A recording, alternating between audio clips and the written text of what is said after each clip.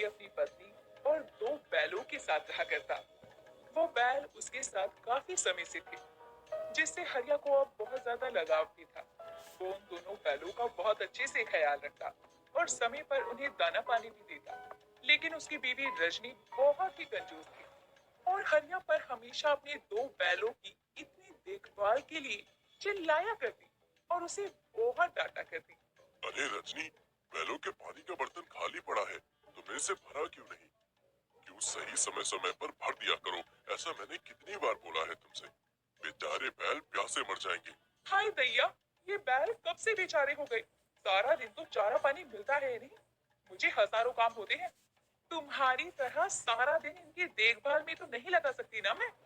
अरे उनके आसपास तुम्हें पूरा दिन कौन भटकने को कह रहा है? बस समय समय पर इन्हें खाना और पानी देती रहा करो, इतना ही तो कहा है मैंने। अभी आप आ गए हैं ना, तो खुद ही पिला दीजिए इन्हें पानी। यहाँ मैं हमारे लिए खाना बनाऊं या इन दो बैलों को देखूं। तुमसे तो बात करना ही बेकार है। अच्छा, कल जो मैंने पैसे दिए थे उनमें से कुछ पैसे देना जरा। क्यों जी, आपको पैसों की क्या जरूरत पड़ गई। वो बैलों के गले की घंटियां बदलनी है, बहुत पुरानी हो गई हैं, तो सोचा नई ला दूं। हरिया की ये बात सुनते ही रजनी हरिया को घूरने लगती है। अरे इस तरह क्यों घूर रही हो मुझे? घूरू नहीं तो क्या करूं।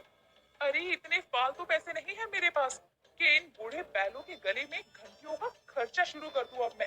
अरे पर कल ही तो। देखो जी, घर में और भी खर्चे होते हैं, इसीलिए मैं आपको पैसे वैसे नहीं देने वाली। कह दिया सो कह दिया।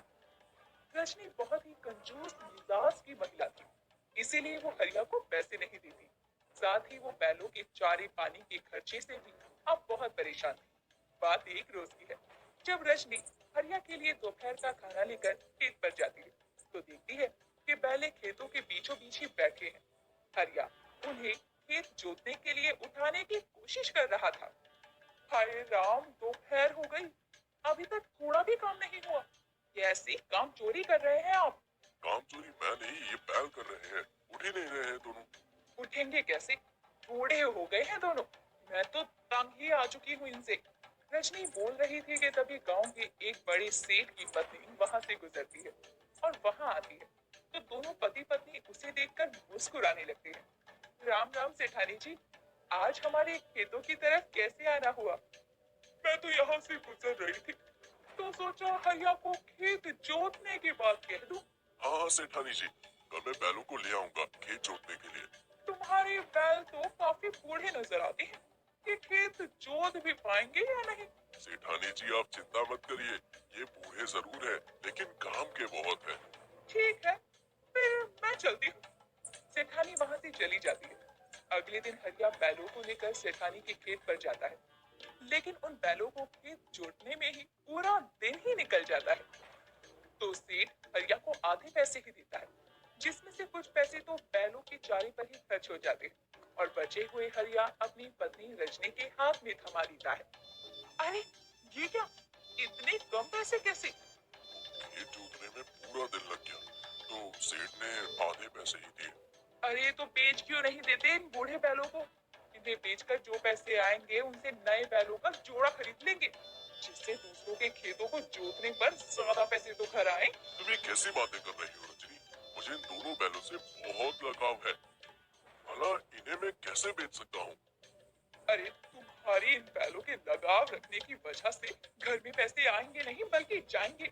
इसलिए मेरी मानो तो इन दोनों बूढ़े बैलों को बेच दो। नहीं रजनी, तुम जो भी कहो, लेकिन मैं तुम्हारी ये बात नहीं मान सकता।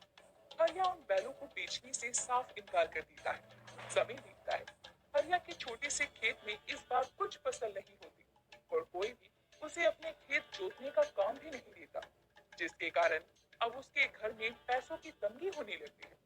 धीरे धीरे ये नौबत भी आ जाती है कि ना बैलों के चारे के लिए पैसे थे और ना ही घर के खाने के लिए कुछ अनाज था, जिसके चलते दोनों पति पत्नी रात के समय भूखे ही सो जाते हैं। अगली सुबह जब हरिया अपने बैलों को साफ कर रहा होता है, तभी रजनी वहां गुस्से में आती है। अरे अब और कितने बुरे दिन देखने पड़ेंगे ये बताओ तुम। कल रात भूखे पेट सोए हैं हम दोनों, अब क्या भूख से मरते देखना चाहते हो मुझे। रजनी ये कैसी बातें कर रही हो तुम? भला तुम्हारे सिवा मेरा इस दुनिया में है ही कौन? हाँ तो तुम्हें मेरी कसम है, बेच आओ इन बैलों को। हरिया रजनी की कसम के आगे मजबूर हो जाता है और दोनों बैलों को बेचने के लिए बाजार की ओर चल पड़ता है।